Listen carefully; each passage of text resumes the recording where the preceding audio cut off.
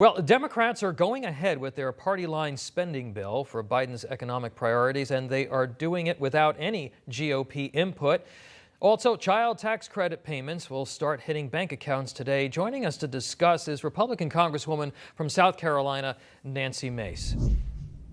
Congresswoman, thank you so much for being here. We appreciate it. You know, they could have done these tax credits the way that you ordinarily do a tax credit, but they've made it a point, the Democrats, to start getting people used to, it seems, getting that check every single month from the government and splitting up these payments for Americans. Your thoughts on this massive, this massive child tax credit program? Well, imagine a tax credit that you use when you actually file your taxes, right? It's not a tax credit when you're getting a check from the government every month. And it was Democrats that said, never let a good crisis go to waste. And they have taken advantage of the COVID-19 crisis to get Americans accustomed and used to payments from the federal government. The only problem is somebody has to pay that bill, and it'll be on the backs of hardworking Americans. They're seeing that go up with inflation.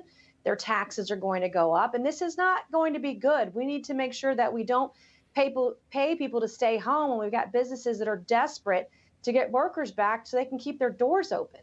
So, and that is an important point that you make, Congresswoman, that people who do not pay income taxes are still going to get these checks, and they're going to get probably the biggest. Right. It's not a tax check. credit if you're getting a check. I mean, Yeah. Absolutely not. But you normally, you would have your write-offs when you actually file your taxes. That's right.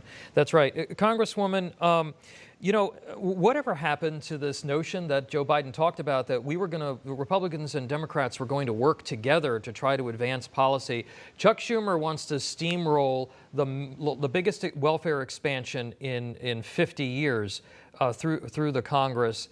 What can Republicans do about that?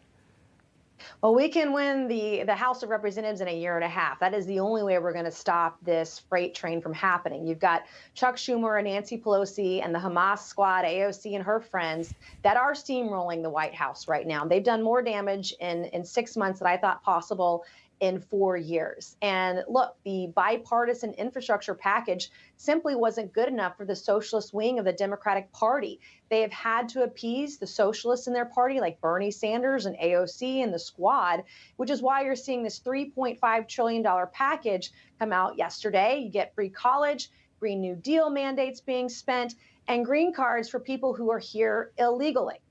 Now, I don't think that puts the... Go ahead. I'm sorry. No, that doesn't put the American people first. Yeah. And it certainly is a bill we've got to pay for decades to come. Congresswoman, we've seen this movie before, and the Democrats have billed this $3.5 trillion as a health care bill and as an anti-poverty bill.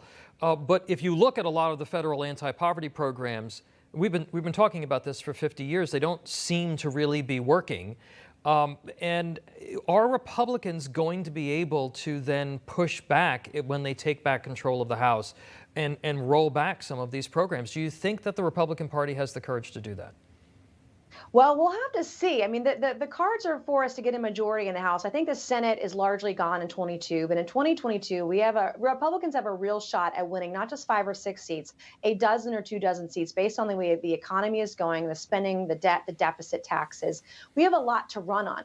But my question has been, and it's going to continue to be after we get the majority, is what are we going to do when we have that power and we have the majority? We fumbled Obamacare. We fumbled pre-existing conditions. We have been part of the spending problem in this country. It's not just Democrats, but Republicans have also fed into it. So one of the reasons that former President Trump was so loved then and still now is that he worked. And he delivered on his campaign promises. Well, we've got to deliver for the American people, too. And it'll be more important now than ever, particularly with 2024 on the horizon. We have to get to work, and we've got to save this country and roll up our sleeves and do it. Congresswoman, President Trump cut taxes and the economy boomed. We have tax increases now that the Democrats have put on the table. Those could get rolled back. But what about the social welfare programming that really is what is sinking this country in terms of debt? How do you try to walk that line with folks? Because there are a lot of things in this that a lot of people might say are actually they sound good. They sound good on paper, but the problem is someone's going to have to pay that bill. And I'm a single working mom. Hmm. I dropped out of high school when I was 17. I was waiting tables on the side of the interstate at a Waffle House, and I learned some really tough lessons during some tough times, but I learned about the American dream. I had a dream. I worked hard, I set some goals, and I made it. And that's why people come here. You saw Cubans last weekend protesting in the streets of Cuba. They were waving the American flag because we're a beacon of freedom, we're a beacon of liberty, we represent hope for millions of people around the world. And we've got to protect that freedom and protect those liberties. And if we're going to protect our country going forward, and we've got to incentivize people. One of the things that the social welfare programs are going to do, it's going to disincentivize people going to work. And when we talk about jobs and education, I mean, we've got to make sure our third graders can read and write by third grade. That's a huge problem in this country. Focusing on the family is another way to do that, but giving parents choices. It shouldn't matter your zip code, the color of your skin. Everyone should get that education. And when Trump did the Tax Cuts and Jobs Act, we saw the greatest unemployment numbers for Black Americans, Hispanic, Latino, women. Everyone, you name it, was better off. And Congressman, just one last question for you, and I always try to be positive here. You know, you've got this big spending bill, but it is a very tight Democrat majority. There are some moderate, well-meaning Democrats in the House and in the Senate. Do you think that this actually will pass ultimately? I think at the end of the day, if Pelosi puts the pressure on Schumer, it'll pass. But I mean, some people might be surprised to say this, but we're seeing this with H.R. 1 and the filibuster.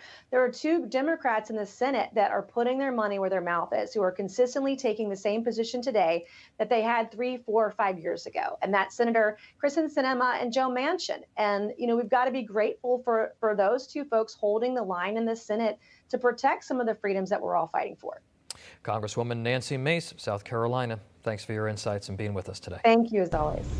Hey, I'm Rob Finnerty. Thanks for watching. If you enjoyed this video, please join the conversation in the comments below. Don't forget to subscribe, too.